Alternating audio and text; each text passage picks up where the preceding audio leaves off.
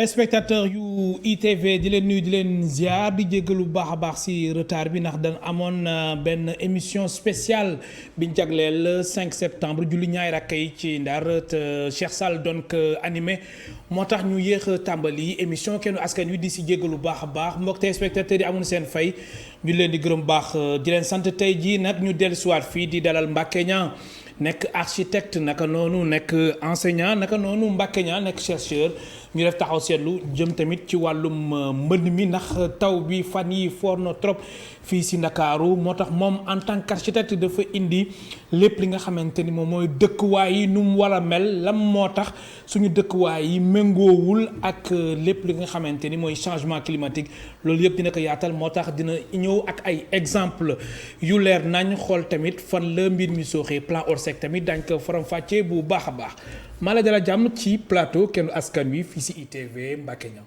jërëjëf suma xarit Cissé gis naa ne temps yi moom yaa ngi may boole ci yëf yi. bien sûr te boo ma ci boolee ma gis ne. architecte Sénégal nga ci boole. oui.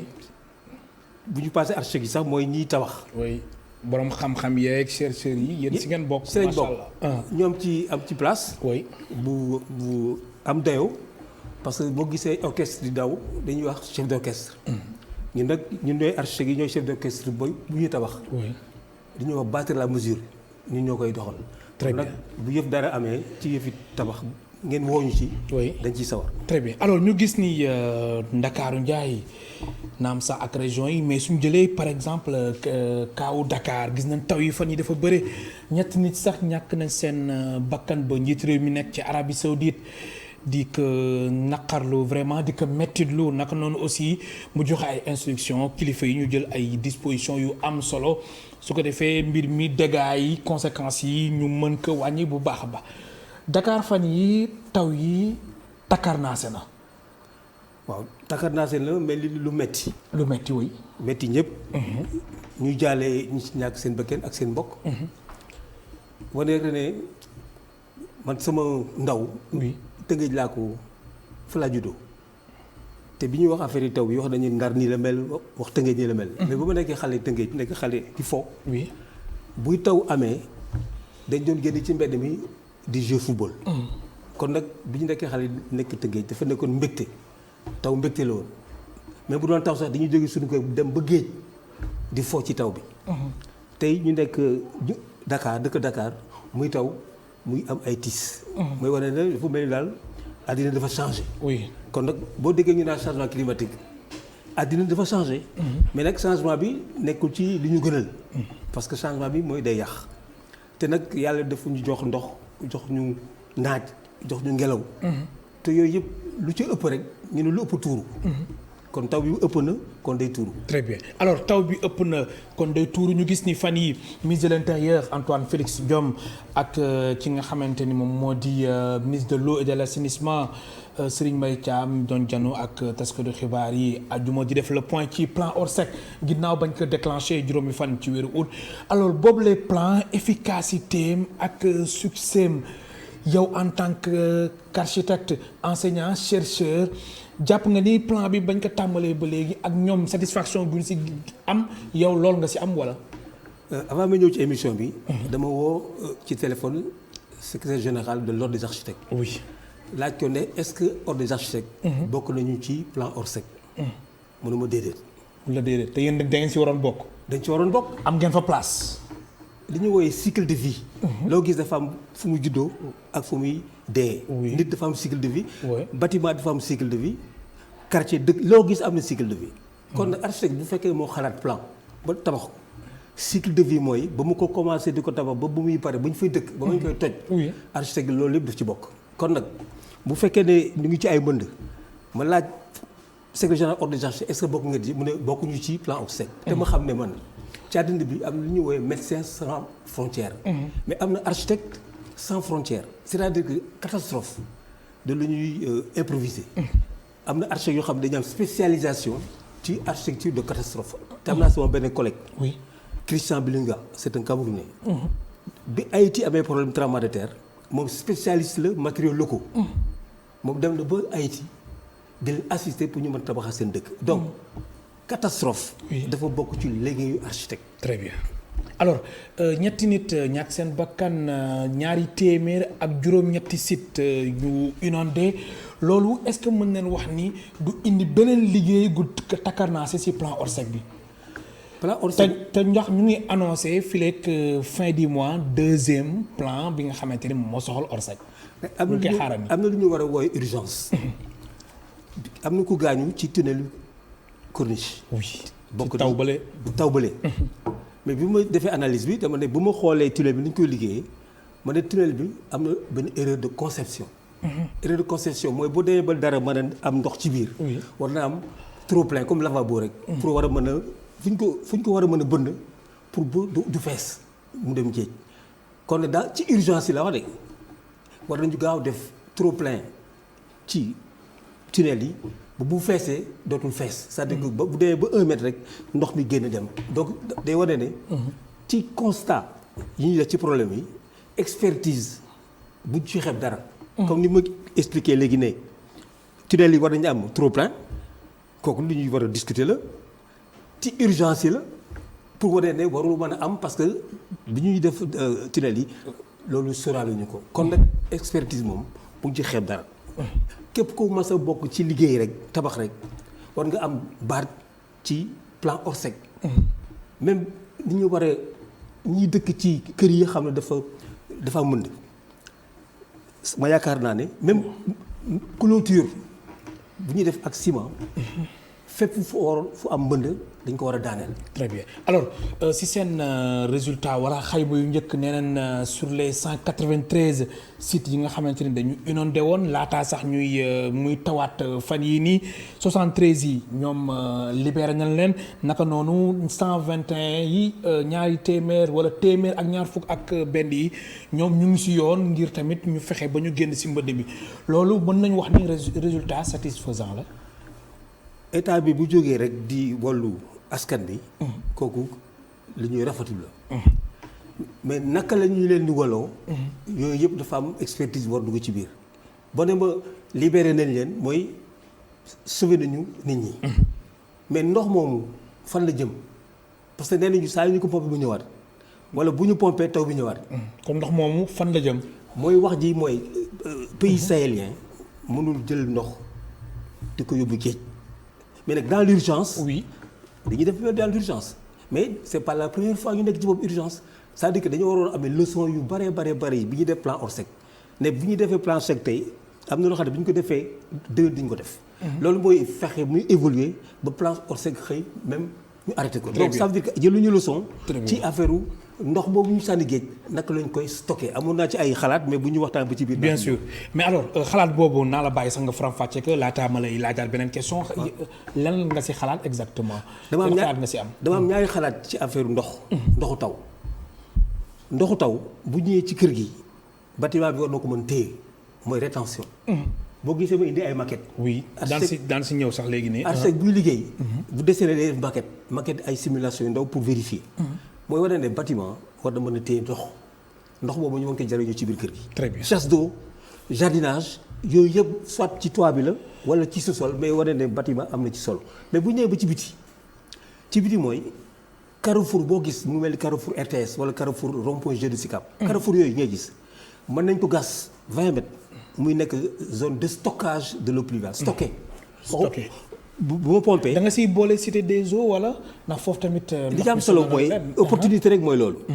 c'est-à-dire que boo gisee croisement rue fu ñu croiser bu dee ba yaatu comme rond-point Jet d'eau wala yaatu comme RTS am ndox bu fay ñëw bu bari pour te mënul jàll am ndox yoo xam ne mënuñu jàll. dañuy nekk ci point bas rek kooku yow foofu da ngay gas lu xóot nga stocké parce que li mi ciy sëtu mooy stockage de l'eau mooy 3 mois de pluie. am nga 9 mois yoo xam ne amoo ndox mooy pays sahélien stockage mooy doobu nga koy jariñoo di ci liggéey pendant les 9 mois ça veut dire que il faut ñu am benn culture de stockage de l'eau pluviale. alors est-ce que mën nañu wax ni Mbacké Niang plan Orsec naam sax bañ ko déclenché juróom fan ci weeru août bi ñu génn lu ñu si jubloon mooy taw yu metti yi ñuy dawal di dawal taw yi tamit ñëwaat takkarnaas est-ce que mën nañu wax ni ñoom dañuy commencer waat à zéro wala lan ak liggéey bu ñu jot a liggéey ba am ci résultat ba am si résultat bu satisfaisant. non liggéey bi dafa metti parce que dañuy jël affaire bi tekk yu fi assainissement mais assainissement yorul lépp. yorul lépp. non yorul lépp moo tax bu ma la waxee architecte am na ci liggéey mooy bâtiment am na lu mu ci jël. ndox mi bu tawee 50% ci taw bi ci bâtiment la war a nekk. ngay dem ci biir kër gi am lu fa dugg ci suuf si bu 10%. oui bu des 40. oui ci biti. garab yi jël dara mais 20% ou 30% kooku assainissement mën na ko jël. mais 100% boobu yëpp assainissement mënu ci dara parce que du moom rek moo ko yeyoo. léegi nag gouvernement bi daf ko jël bëgg lépp mu dugal ko ci biir xaju ci da nga wax ji dama ne liñ ci bëgg dugal. xaju ci léegi nag puisque xaju ci mais ni ñu seet gisoo garab bu taxawee ni mu amee branche yu bari. ramification yooyu mooy ndox bu jógee ci kaw war nañ ko def ramification ci lu bari. ba ku nekk jël ci sa wàll. mu woyof mais bu fekkee ne léegi li taw lépp. ngir dañ ko dugal ci assainissement mais du sotti mooy kaaw fële Lac Rose. Lac Rose oui. mais Lac Rose du bassin de rétention zone j'allais même dire industrielle la c'est-à-dire zone économique la. kenn mënu ko jël def ko rétention sur day yàq du dëgg kon nag il faut ñu am culture de rétention de l'eau dans la maison. très bien am culture de stockage de l'eau à l'extérieur. li mën a dem trop plein boobu muy wax trop plein. oui li fees moom la ñuy yóbbu mais li feesul dañ ko war a téye. am na solo. Mbacké Niang nekk architecte enseignant naka noonu mu nekk chercheur mooy tey suñ gan si émission Kennu Askan Wi ngeen ñuy suivre en direct si ITV canal plus 217 TNT 15 Eutelsat ak TV d'Orange numéro 6.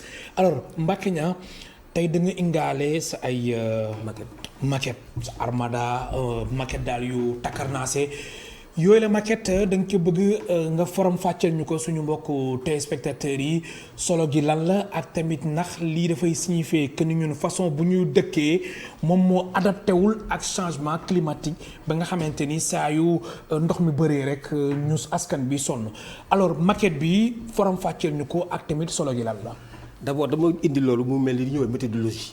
architecte naka lay liggéeyee. oui parce que da ngay dégg architecte rek ñu naan ay yéen dañu cher. il faut ñu wane ni ñu liggéeyee. oui. soit ñu jox ñu commande. ne defal ñu lii wala ñu dañuy gëstu. lii kon nag gëstu moo ko indi gëstu mooy. di xalaat changement climatique. oui ci àddina bi yëpp nu mu demee. constat bi mooy inondation dafa nekk ci àddina bi yëpp. oui muy wane ne ni ñuy takki sol costume ak cravate. ni mu nekkee universel léegi. urbanisme dafa dem ba nekk universel. ni ñu koy liggéeyee mu nekk lu ñu woowee homogénéisation. or que dëkk yi duñu benn.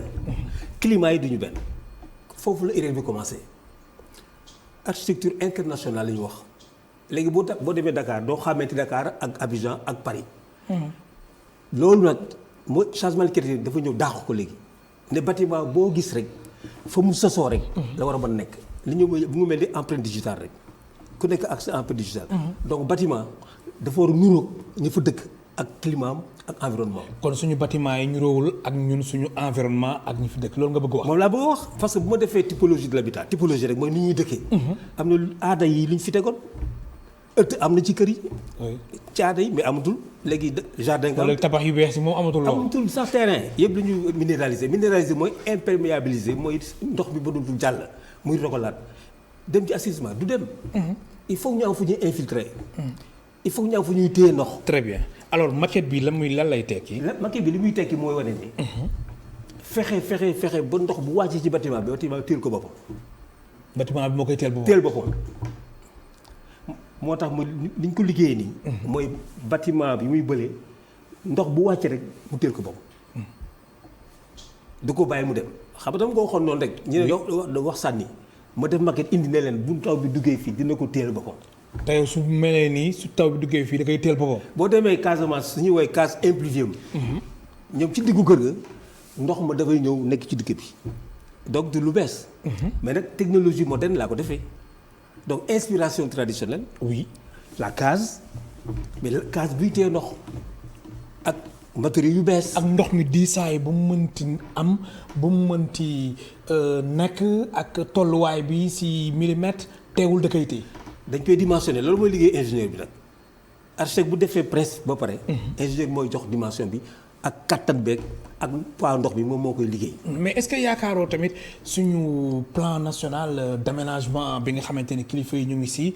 lii yëpp jël nañ ko en compte plan national d'aménagement du territoire.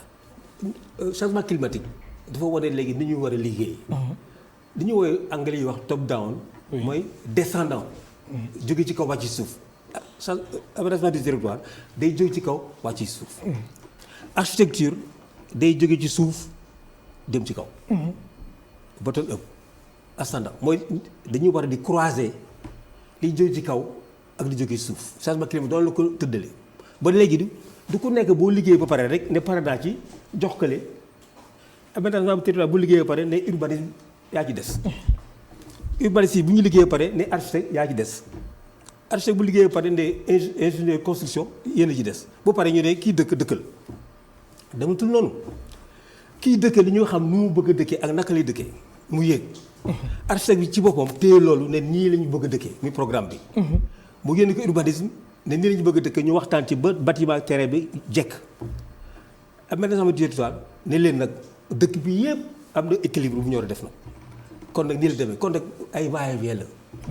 jóge ci kaw wàcc ci suuf wàcc ci kaw jóge ci suuf croisement boobu ñëpp ñooy croiser bu ñu ko waxtaanee kenn du ñëw ne dama lay imposer lii. dafa nekk li ñu woowee ingénierie concurrente ñëpp dañuy converger vers la même chose. nekkatul ingénierie en cascade mooy jóge ci kaw di wàcc. simultané yooyu moo am léegi dañuy liggéey simultané parce que outils informatique yi télécommunication mën na permettre. ñëpp di liggéey en parallèle. et de manière simultanée bu boobaa dañuy maîtriser les enjeux mais kenn du pare rek jox keneen taxaw di xaar. ñëpp ànd loolu dépassé nañ stade boobu léegi. séquentiel baaxatul mënul dem. très bien outils yi nee nañu léegi dañuy def convergence parallèle et simultanée. alors bii lan ngeen ko tuddee yéen architecte bi. en fait kii structure boo gisee forme bi conique la conique. mooy case traditionnelle. oui mais nag modernisé avec de nouveaux matériaux. ak de nouveaux principes. fu case traditionnelle doon nekk 5 mètres. de diamètre kii day ñëw nekk 10 mètres de diamètre. ma sax mën na couvrir li ñuy woowee stade. très bien day wane ne structure la rek. léegi nag da nga koy jox échelle day waay jox ko fonctionnalité. am na solo bële day wane ne léegi. immeuble yi ngay gis New York mu taxaw immeuble. tak ku nekk def sa immeuble bopp. changement climatique wane ne ne bâtiment waratul mën a sax moom rek dafa war a ànd ak ñeneen ñi. urbanisme dafa defee woon ne ku nekk da nga am sa terrain tabax loolu neex. changement climatique wane ne léegi moom xamul ku moom terrain bi bâtiment yi yëpp bu leen di tabax ñoom ñëpp dañuy lëkkaloo àndandoo di joxalante. mais ak zone bu nekk aussi. ak zone bu nekk war tabaxee. ak tabax bi nan la war a tëddee. exactement mais li ci bees mooy bâtiment yi dañuy jokkaloo du man maa am sama terrain rek tabax sama bâtiment rek yem foofu bu ma tabaxee sama bâtiment dafa war a wax ak beneen bâtiment bi ñu am ay communication. ñu war a communiquer. di communiquer ba nit sax mën a jóge ci tel bâtiment dem ci beneen bi tu jaar ci suuf. ah bon. mooy plan bële ma lay woon. mooy ban plan noonu. bële bii mooy bi nekk nii. bi nekk ci kaw mooy wane ne mën nga jël ascenseur bi dox ci terrasse bi. très bien doxantu ci dëkk bi te doo wàcc ci suuf mooy wane ne bâtiment yi seen biir. dañu war a jokkalante. par exemple boo demoon ñuy communiquer. boo demoon par exemple Montréal immeuble yi. ca Canada oui. Canada dañuy duggante ci suuf dañu am benn vie souterraine boo xam ne immeuble yëpp dañuy communiquer ci suuf mais ñun nag puisque defuñu ay sous-sol di communiquer ci suuf dañuy war a di communiquer ci kaw libérer suuf si bàyyi suuf si ba bu ndox bi ñëwee dem yoonam lu fay nekk mooy mu mel ni bâtiment Sénégal boo gisee léegi rek day nekk ci pilotis ay poteaux. am ascenseur am rek mais suuf si dañ ko libéré. mais li ngay wax nii li ngay expliquer nii am na solo trop Mbacké Niang mais est-ce que Sénégal pare nañ ngir li ni mel am fii bu bare fii est-ce que pare nañ. mais non contrainte yi lan la. contrainte bi mooy am nañu opportunité mooy les villes nouvelles les pôles urbains ñuy wax. oui mais comme opportunité bu kenn mësul gis la. ay 22 pôles urbains au Sénégal donc dañu war a jël chaque fois ñu am benn pôle urbain jël li ñuy woowee 5 hectares. def ko. un espace d'expérimentation. mais justement Diamniadio mu ngi woowee léegi ville nouvelle moom nu mu tëddee est-ce que répondre na yéen ci seen ay attentes. ak li nga fi expliquer léegi. il faut mu waxtaan ci ñoom mais li ci am solo mooy. non mais déjà Diamniadio est en marche foofu laay waxee dama li fa jot a am est-ce que répondre na aussi si normes yi nga xamante ni yéen moom ngeen jàpp ni moom mooy standard bi ak mu méngoog jamono. xam nga wax naa ne léegi bâtiment yi ñu war di communiquer. boo demee sphère ministérielle yi. oui am na bu Tanor Dieng am na bu Habib Thiam. mais est-ce que ñoom ñaar ñooñu est-ce que ñu ngi communiquer li am solo léegi mooy lan. am na ay temps nag yéen ñu doon wax ni wuy jam ñaajo foofu suuf si kurti nu mu ko tëddee. baaxul nangam sangam. non architecte amul problème suuf architecte lu mu am mooy xam rek lu fa nekk ci contrainte rek moom daf ko transformer en opportunité. alors léegi da nga ni sphère ministérielle bu Ousmane Tanor Dieng naka noonu ak bu Habib Thiam boobu ñaari sphère yooyu. est-ce que am nañu communication question nga posé wala. non question amoo suñu la leer wala. non question la posé pour wane ne. ville nouvelle yi ñu war a doxal. oui fonctionnalité yi ñu war a doxal bu ñu ko répartir li ñuy woowee mixité fonctionnalité boo gis mu nekk ci benn arrondissement rek. war na am lien direct ak lu ko méngool. c'est-à-dire que territoire bi ci boppam bu ñu nee am na stade de football war nga gis ne am na beneen terrain de tennis fële am nga terrain de basket fële am nga et cetera donc ça veut dire que dafa am réseau de fonctionnalité. loolu donc mooy indi mixité. très bien alors mixité boobu ngay wax mais ñu seetlu ni taw yi nga xamante ni moom moo amoon fan yii rawatina ci week-end bi gis nañ ville wala corniche à un moment donné. dañ doon tere ñu fa jàll naka noonu ak autoroute bi ak yeneen pàcc yi nga xamante ne nekk na ci dëkk bi ñu gis ni même am na oto yi nga xamante ni suñu dem ba rond point poste Médina dañ leen di wax mënoo leen àgg ville da ngeen di def demi tour alors loolu ñu gis ni côté boobu aussi dafay fees dell ak ndox loolu ba kañ chaque année même chose ba kañ lan moo ci saafara ba at yi di ñëw même su tawee nit ñi suñu mënee doxi seen soxla ñu mën ko doxi. ñaari yëf la. bële maquette. day wane ne bu ma waxoon sànq ne dañu jël rond-point yi def mu nekk zone de stockage. oui c'est-à-dire ñu creuser 20 mètres dugal ko ci. mais foofu tamit day am ndox rond-point poste Médina. mais da nga koy jël ci biir mooy stockage d'eau en sous-sol. très bien ci rond-point bi. deuxième élément mooy waxuma château d'eau de mais am na dispositif bi mu maquette bële mooy wane ne. wala bi nekk nii si bi nekk nii mooy boo pompé ndox. boo pompé ndox mën nga ko stocker en hauteur xoolal ndox maa ngi nii ma pompé ko dama koy stocker fii soit ma stocké ci suuf wala mu stocké ci kaw parce que sa wax yëpp man mooy waxuma évacuation à la mer. yow stockage ngay wax stockage laa wax te loolu doo ko dégg ci discours bi. kon yow évacuation à mer loolu du solution. kooku sax duma ko wax man xam nga lu ma yóbbu. maanaam dafa bokkul seen jargon. non bokkul ci dañ ko wax sax. or li may wax nii man. mooy stockage au niveau rétention dans la maison. kooku c'est de l'architecture. mais puisque amul architecture ñoom duñ ko wax ko dañ ko wax mënuñu ko wax. mais puisque maa ngi wax urbanisme mooy stockage au niveau de rond-point. oui et tout ça te duñ ko wax donc li may wax ne mooy spécialité yi waroon wax loolu ci biir comité bi nekkuñu fa. kon li may wax nii mënuñu ko wax. parce que kon yéen forcément foofu da ngeen fa am place. mais dañu fa am place. mais lu tax kenn dugal leen si. lu tax impliqué wuñu leen wala dafa am ñeneen ñi nga xamante ni yéen rôle bu ngeen di jouer ñoom ñu ngi koy jouer à l'intérieur. non mënuñu ko jouer di seen métier man damay wax yenn saa yi nit ñi man leen man du ma football kat du ma Sadio Mané dugal ay pelanti. oui man architecte la. damay wax man du ma bërekat ci làmb yi di daanaate man architecte la. day wane ku nekk am nga sa métier. bu ñuy mënuñu wax tabax dëkk muy am ay jafe-jafe ci ñi koy xalaat di ko liggéey duñ ci bokk. que am na solution yoo xam ne architecture la. am na solution yoo xam ne c'est urbanistique la.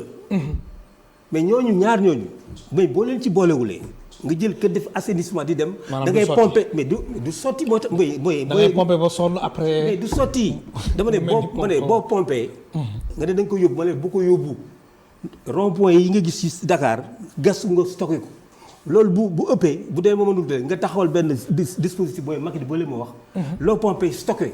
man je parle de stockage je parle de stockage dans la ci kër gi. oui muy architecture ma ne stockage ci biti muy urbanisme ma ne stockage mu nekk hydraulique ma def des non pas des châteaux d'eau mais des espaces de stockation verticale. très bien et cetera. alors maquette bi nag.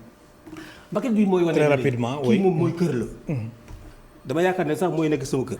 kan maquette bii nii. xoolal ci suuf rek. lan mooy particularité am ak yeneen maquette yi nga xamante ni moom nga jot a présenté moom muy bee immeuble bii lan mooy. bi kii kër la villa la. dama yaakaar ne sax mooy nekk sama villa. boo xoolee nii. oui moom laalul suuf. laalu suuf lépp dafa nekk ci kaw. lépp dafa nekk ci kaw. mu am noyau bi ci digg bi. moom fa la nekk patio bi nekk escalier nekk fa muy distribuer fonction di yéeg. ci suuf fi ngay yéegee rek moo fa nekk. mooy wane ne kër ak changement climatique ak ngelaw buy jaar ndox buy jaar ak énergie bâtiment bi dafa war a tiim suuf si soit mu nekk porte-à-faux ingénieur xam li muy wax. mu taal sa loxo nii rek. wala mu ay poto. kooku dafa war a dugg suñu bopp. très bien léegi kër pilote lay nekk. mais su ma la comprendre bu baax kon mbirum inondation jugeegul ci réew mi. non jógeegul ci réew tant que architecte yi. rawatina fii ci Dakar. non dama ne mënu fi jógee tant que architecte yi jëluñu seen cër ci liggéey bi joxe ay modèle war ne nii la war a demee tant que urbaniste yi waxuñu dëkk bi nii la war a tëddee ñaar ñooñu ko seq ak population yi. oui parce que population ñoom les usagers. usager nag war naa am li ñuy woowee mode d'emploi. mode d'emploi posologie mooy bu amee garab bu koy jël da ngay lii ne nii ñaari ñetti comprimé. kër aussi boo fa dëkkee wala quartier xam da ngay war a xam noo koy utiliser. kon nag wax ju bees ji mooy clôture sa kër mën nañu wax ne Sénégal léegi ak inondation ak ventilation war nañ ko war a mën a bàyyi parce que boo seetee kër yi bu jëkkee amuloon clôture suñu këru aada yi. traditionnel mais clôture mais mbir bu rëy ba kenn du mën gis amul da ngay jël ñetti bant rek délimitation plus ou moins pour mala yi ba nga génn mais air day jaar nit day gis mais ci biir am na intimité. donc clôture rek am naa la jox benn exemple bu élémentaire bu ñu daanee loolu clôture yi Sénégal di ne kër amatul mur. ngelaw dina jaar ba doon soxla climatiseur bu taw bi ñëwee. du daanee mur parce que du ko mën a day dem. mais loolu yombatul léegi de. dama ne léegi. façon bi ñuy tabaxee jamono ji. exigence la. xam nga loolu c'est élémentaire. boo ne mais da ngeen tëj seen clôture yi mais li muy wax ni man leen clôture bi day tax air du ñëw sa kër. da ngay gis kër boo xam ne day am clôture 5 mètres question de sécurité. parentère bi nekk ci suufu clôture bi mais ngelaw li fu muy jaar mu bëgg léegi am peex di jël climatiseur di ventiler or que air bi jaarul. clôture amul benn njariñ. mais dama ne États-Unis mais village amul clôture dañuy def seen gazon def kii mais amul clôture ñun nag ñu xëy rek di def ay clôture de xam nga c'est élémentaire. oui clôture bu ñu ko dindee ngelaw dina jaar te bu tawee ndox bi dina am fu mu jaar dem génn. très bien alors lan ngay jeexalee ndax simili yi jeex na Mbacké Niang ndax ci kanam tuuti rek 17h am na benn édition spéciale buy am fii jëm ci wàllum Guinée te Khalifa Diakhaté di ko présenté alors simili yi jeex na maa lay gërëm baax di la sant lan ngay jeexalee Mbacké Niang. li may jeexalee mooy conseil national de l'urbanisme. dafa nekk ci code de l'urbanisme. loolu urgence la. urgence la parce que conseil national de l'urbanisme day wane ne. professionnel yëpp dañuy taxaw ak population yi. di waxante planification nu mu demee échelle aménagement du territoire urbanisme construction mu nekk benn ni ñu wooyee. notion yoo xam ne dañ koy partager bokk ko ñëpp. dafa gëj a am dafa war di am bu boobaa citoyen bi dina xam lu planification. mais bu leen dëkk ci foofu dafa am ndox ba nga waxee ku nekk mais bu demee bokk ci conseil national de l'urbanisme. bokk ci conseil départemental. ba gis architecte mooy kii mooy architecte nii lay liggéeyee. kii mooy ingénieur population ci boppam xam luy architecte xam luy ingénieur xam luy topographe bu boobaa culture générale de l'art de bâtir. day nekk partagé. très bien mais fu mu nekk nii culture générale boobu amul. l'art de bâtir amul et puis l'art d'habiter amul. donc day wane ne am nañu jéego yu bari yu war a def pour que Sénégal yi seen bopp xam dëkkuwaay ni muy tëddee. am na solo ak responsabilité professionnelle yeeg ñëpp et cetera. très bien maa lay gërëm baax di la sant Mbacké Niang nekk architecte naka noonu enseignant chercheur tey doon ñëw di ñu faram-fàcceel lépp lu jëm ci wàllum plan Orsec inondation yi naka noonu aussi ak présenter maquette yi nga xamante ni moom nañu war a dëkkee moom moo tax mu jàpp ni jamono ji suñu façon bu ñuy dëkkee àndul ak benn yoon ak changement climatique moo tax saa su nekk ñuy dund ci ay jafe-jafe saa yu tawee di la gërëm baax di la sant mbokk téléspectateurs yéen tamit amul seen fay ñu leen di gërëm baax di leen sant Abdoulaye Ndiaye ak Fassal Diagne ñoo nekkoon ci réalisation bi ci son bi ba Mar Sène ci caméra yi Cheikh Ahmed Tidiane Diouf jaa ngeen jëf